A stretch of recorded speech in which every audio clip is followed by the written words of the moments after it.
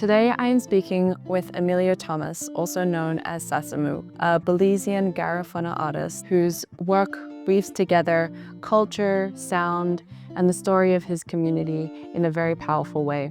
Many of you might know him as the rhythm guitarist for the Garifuna collective, but he's also carving out his own voice through a solo project called Project Inebese, translating to Project Respect in Garifuna. It's a musical project that holds deep roots in Garifuna music, rhythm, and language. For those of you who don't know Garifuna music, it comes from the Afro-Indigenous Garifuna people, whose ancestors were exiled from the island of St. Vincent back in the 1700s, and they ended up settling across the coast of Central America. They carried the music and culture with them, and the songs are characterized by powerful percussive instruments such as Garifuna drumming, the tortoise shell, the conch shell, and call and response vocals. It's music that's always been about keeping culture alive. Sásamu and I recently collaborated together on a music video for a traditional Garifuna song called Chawabe Balana. This is the first time that the song has been formally recorded and presented both sonically and visually. And that project has led us to further collaborate through Common Threads, a visual platform I've been developing that pairs global musicians with visual artists to create limited edition merchandise inspired by culture and sound. Beyond music, Emilio's been diving deeper into photography, building a portrait archive of his community in Belize that captures a very intimate view of Garifuna life today. So firstly, I'd like to say Sarame to Sásamu, which is thank you in Garifuna, and Buiti Binafi, good morning, for being here today. It is such a privilege and an honor to be speaking with you today and interviewing you for Afropop Worldwide. Before we get into the nitty-gritty of things, I would love to know what it is that drew you to playing music in the first place and how you went on this journey of becoming a touring musician, both within and outside of Belize. Orit Novak, it has been a while. It's been a while since I've seen you. I grew up in a town called Dangriga, which is the culture capital of Belize. I grew up in culture, so in the everyday life, we have to be hearing and participating in music and dance and all the other things that we do traditionally. So I had no choice but to be a part of, and that's how I continued to do music and all the different things that I promote in the culture among my people. So that's the genesis of Project Inebese. It is a lifestyle. It's an ongoing thing. Mm-hmm. And with Project Inebese specifically, can you briefly speak about the word, what it means in context of your music and the project that you're currently working on? Project Inebese, with Inebese meaning respect in Garifuna, because we know, based on our experiences and what has been handed down, that in order for us to love and appreciate and fight for what we want, we have to accept people as they are and as who we are as a people in order for us to potentially love it, take care of it, protect it, and all of these things. And so Project Inebese was also a language program in order to help parents who can't speak in order to come with their children, or they would, if they don't have the time, they would send their children to the program that I ran for 3 years at the Pablo Lambe building in Dangriga, and became a nonprofit, an informal nonprofit scholarship program, a community organization for the generation at hand. It's like investing in a generation. Mm-hmm.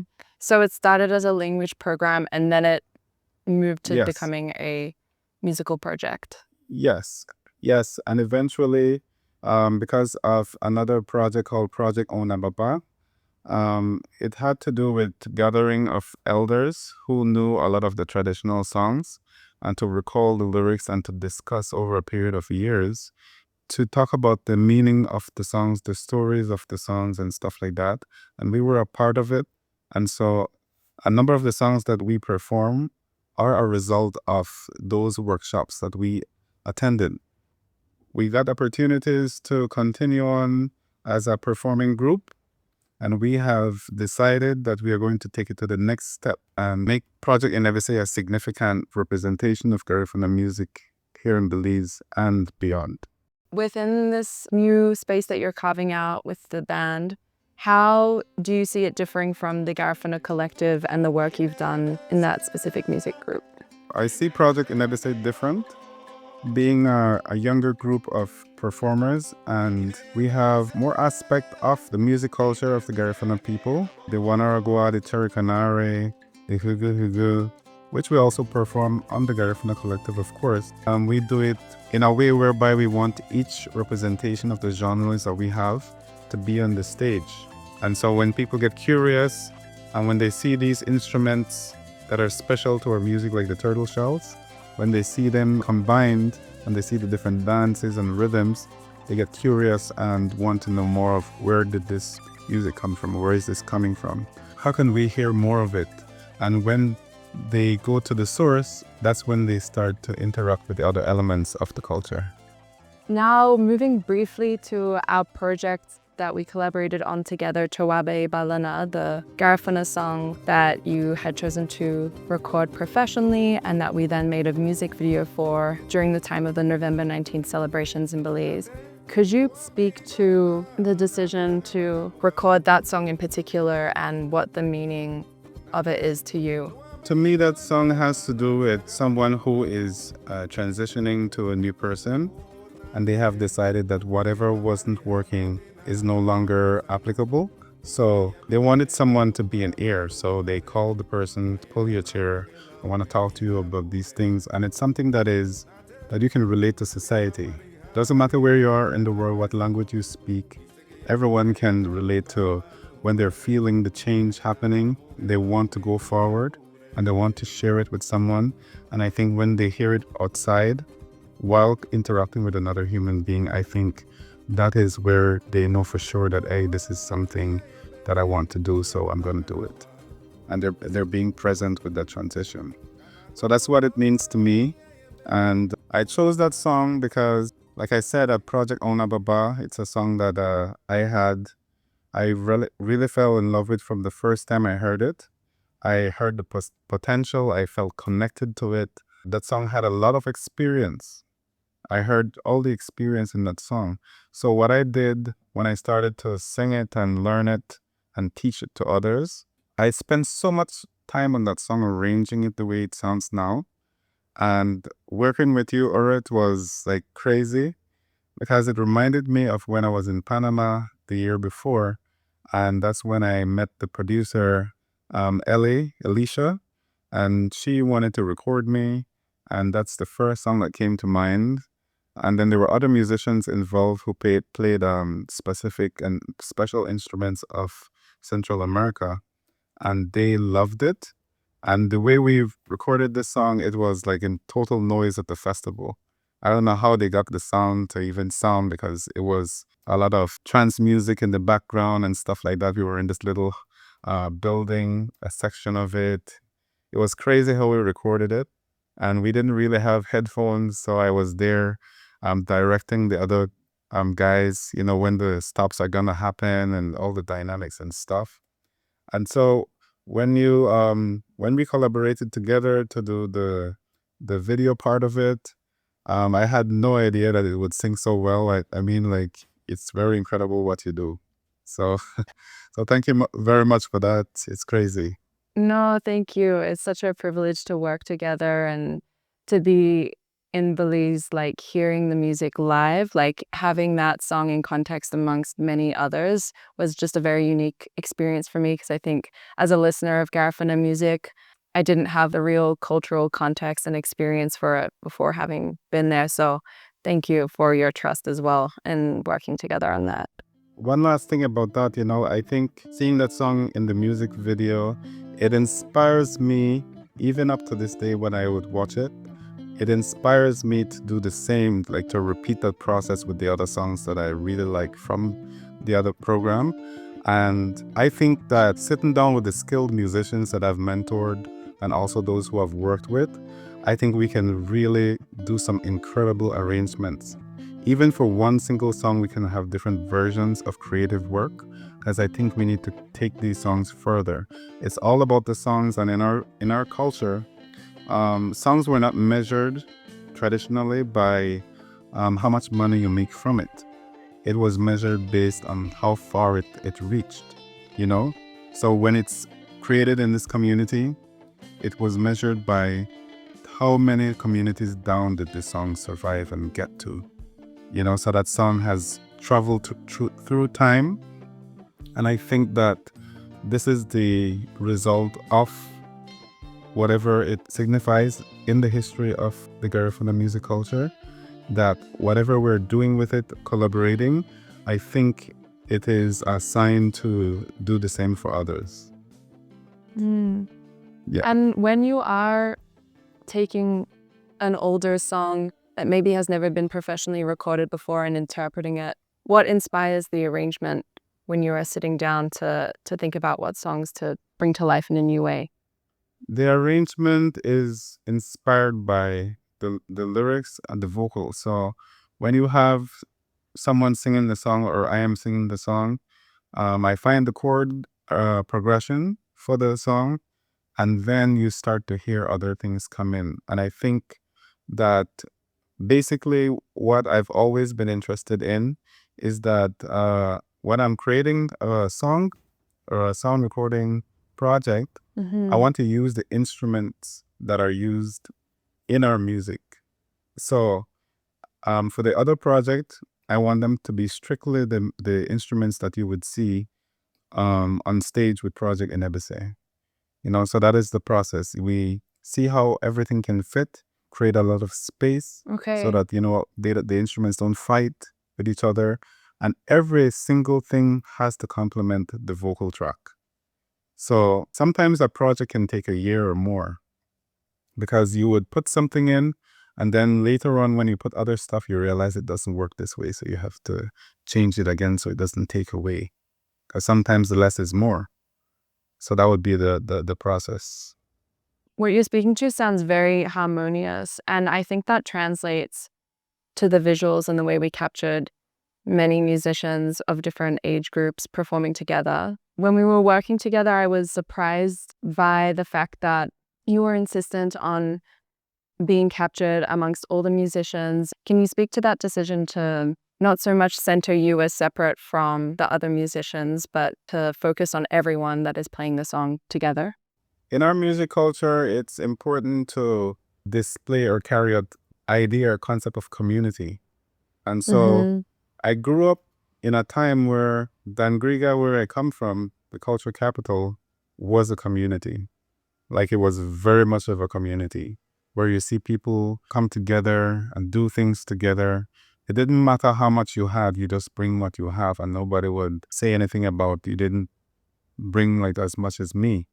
It was all about coming together and getting it done. It was always about the work. So that sense of community is what I want in the music. I don't want to do things, even as a solo artist, I want to do things with others. And that's why as a matter of fact, there were so many gigs that I turned down because my musicians were not available.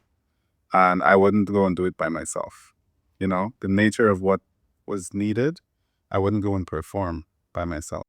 And even the audiences that we perform for, even they are a part of the community in that space.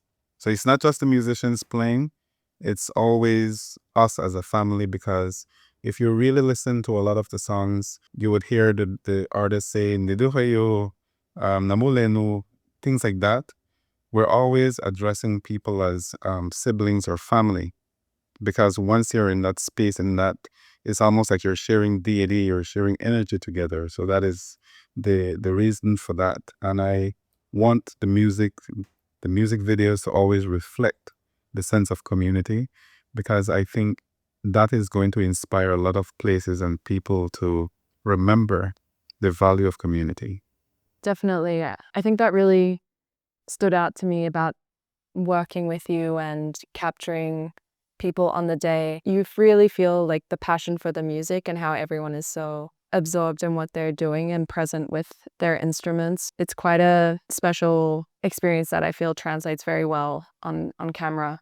I just had a question about what we were speaking about before in terms of the approach to choosing the songs and then adapting them for new audiences.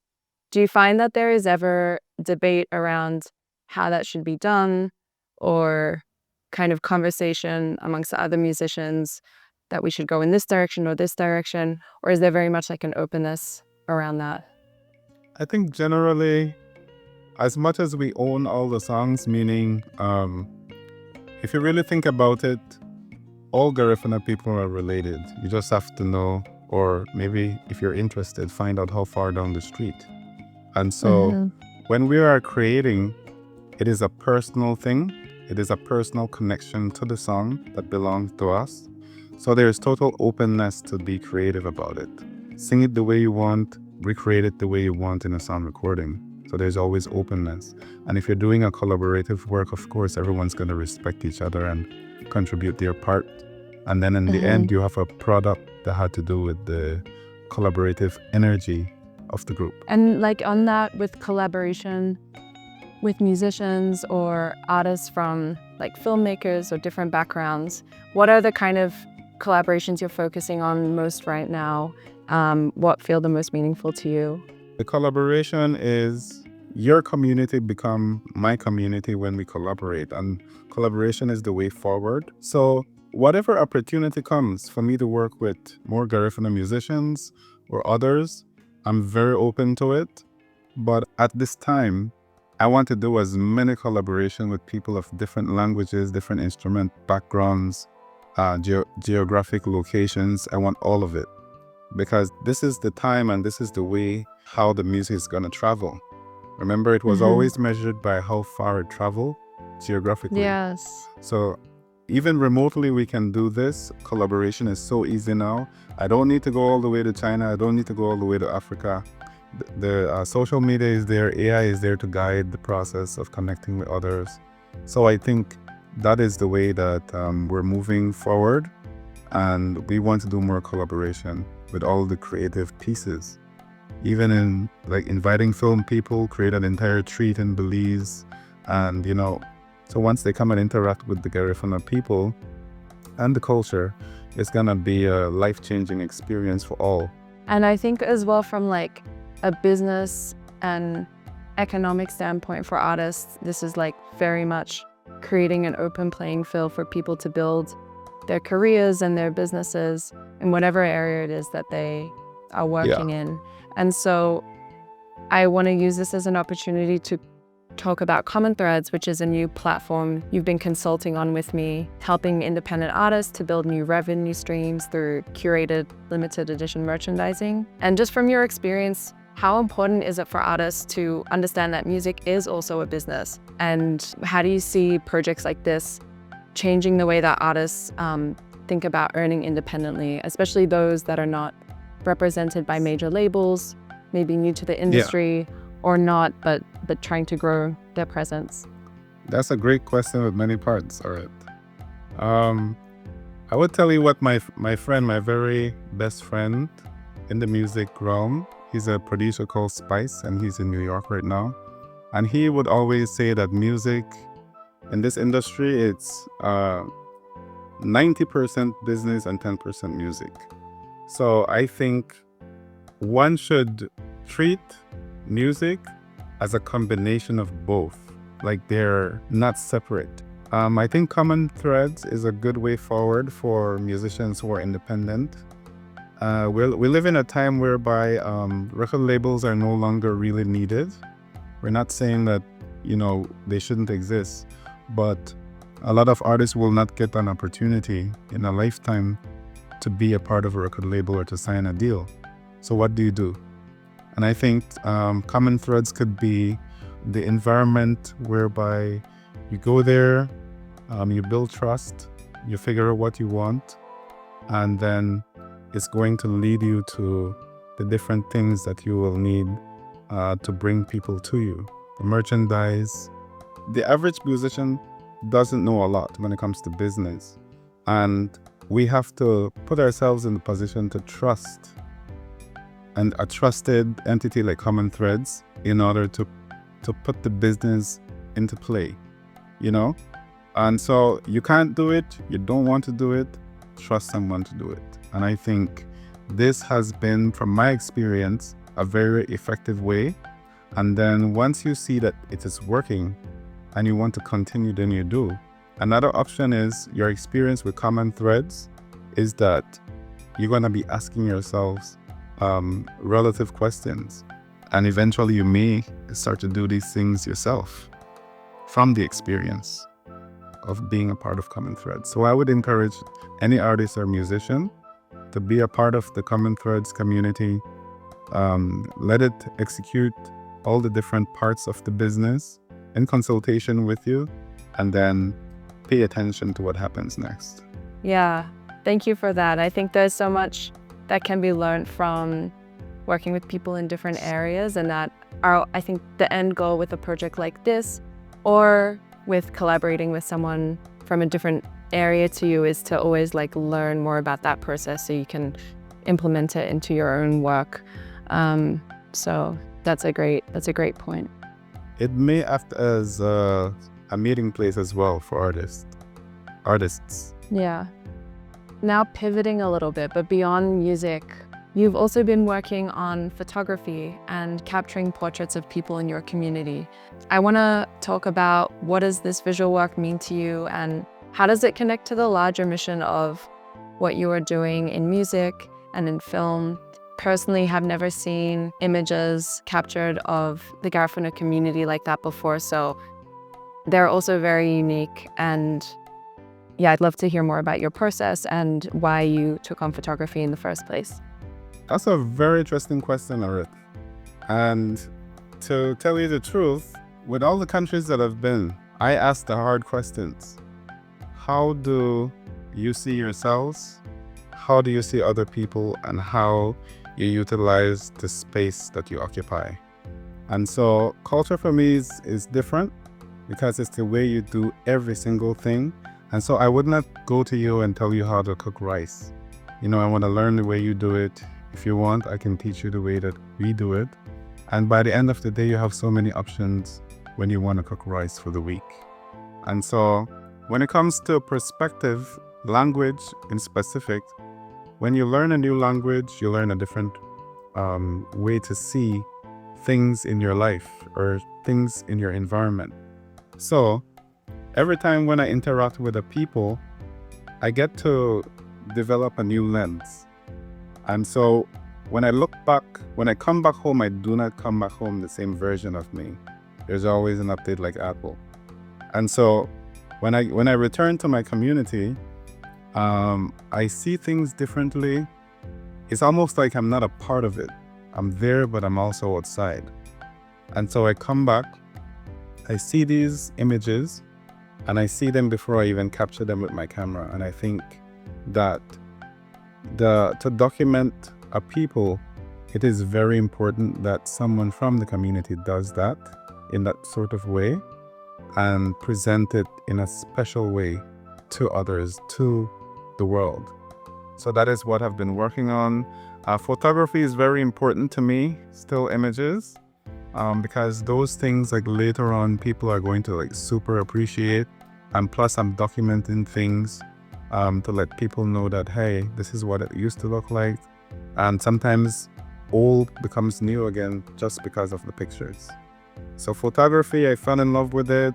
I was inspired by someone, watching them and talking to that person. I got interested in film and also to document certain stories.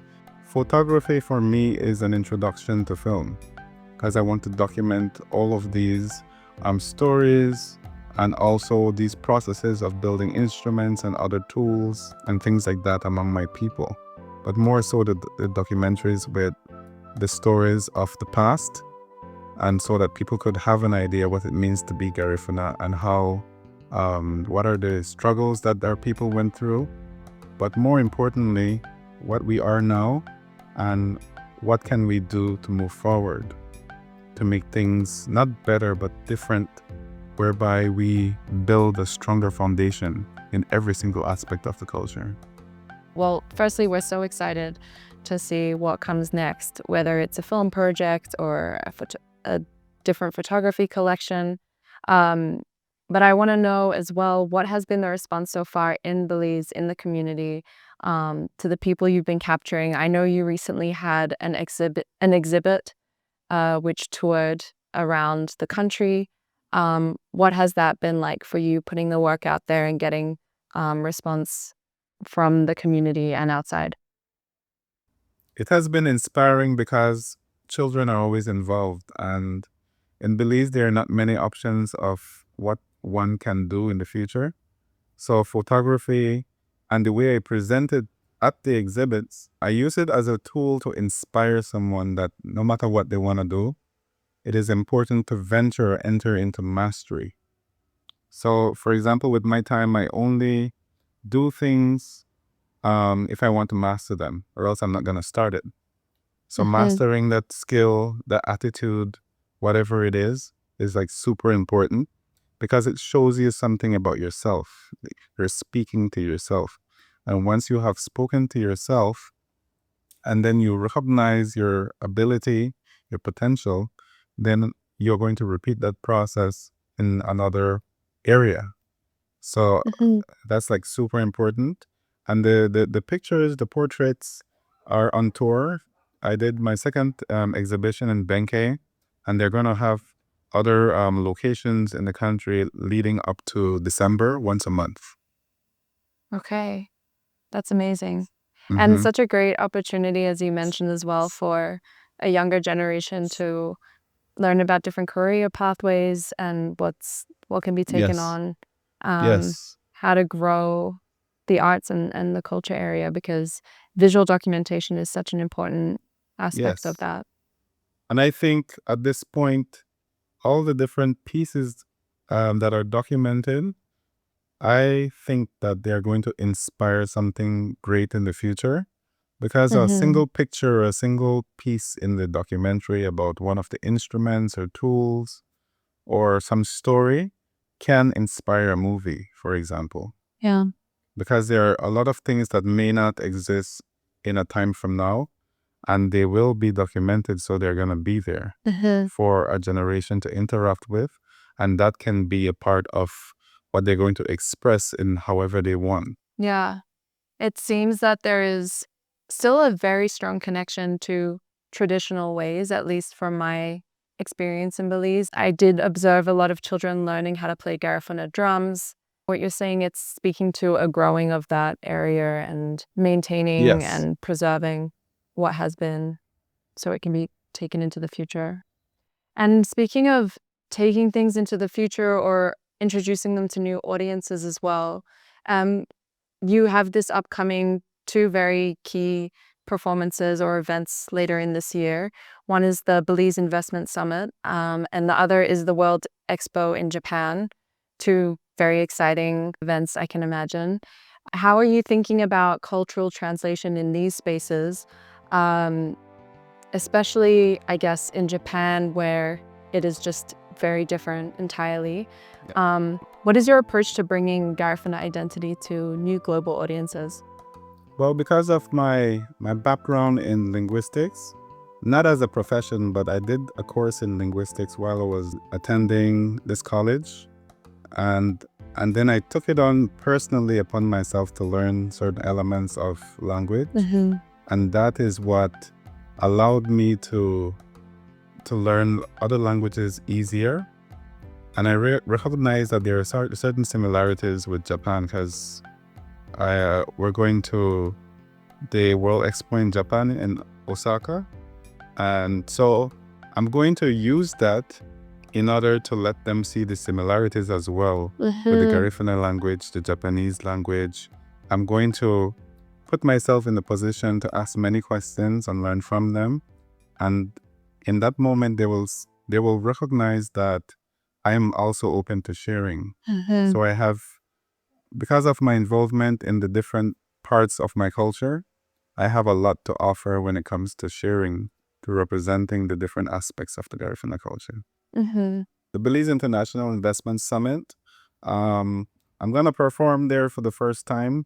I didn't attend it 2 years ago at the last one, and I recognized the need for my band to perform there, to show the different parts. There was a Garifuna group that performed at the last one, but there were so many things that were not represented on the stage in the performing area. So I want to take those, because I learned from that experience. And I want to take my group there to showcase so that people from the different countries can see what Belize has musically and culturally. it's something that they may want on a festival stage where they come from. Mhm. So I think that is a great opportunity for Belize. It's a great opportunity for the Garifuna people and Project Inebise for us to pull this show off on the 4th of September this year. Amazing. Yeah, we look forward to Yeah. hearing more about that. What is one thing that you would say you would want audiences to feel or take away when they hear your music or see you perform live? I want them to feel relative and alive. I want them to feel that they are a part of us. We're not so different. One consciousness, one people. We do have the differences are very important. They're as important as the similarities. But those are the things that make us human, that make us want to be a part of something. Because imagine everyone was the same, there would be no excitement. Yeah, that is very true. Yeah. Looking ahead, what does Garifuna music and culture, like cultural expression, look to you? And how do you see your continued role within shaping that evolution? I think that my role and the role of Project Indebise is very significant to our time because of the need for creativity. There is culture and creative, and I think that it has great potential to grow in a lesser time from now. And so, in the different pieces of the Garifuna culture, and let me speak about the music, the potential that I now see based on my experience of travel and the others, because we have a number of people in the Project Inebise community that has traveled to other countries with me and without me as Project Inebise. And I know that there are things that they saw and ideas that they got that can be implemented in our own way. And so I think that taking the time to sit with each song and each instrument that complements the song is a thing that we are doing, and it's going to inspire other Garifuna groups and people to do the same in their specific crafts.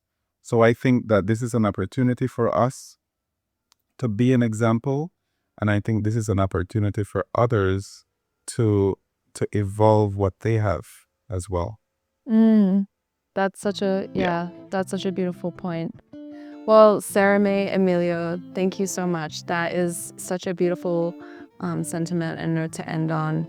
And I, for one, am so excited for what the future holds with all your projects. You will keep us updated on how these performances go and the evolution of your photography and video projects. It's been a privilege to interview you as a friend and collaborator. So thank you for this. Thank you for your time. We will continue forward and we look forward to what's next. Definitely. Thank you very much for inviting me, Orit, on Common Threads, this space. I think that it's the way forward for the industry, and a lot of artists will benefit. And I can't wait to see what happens next. So I will see you in the next one.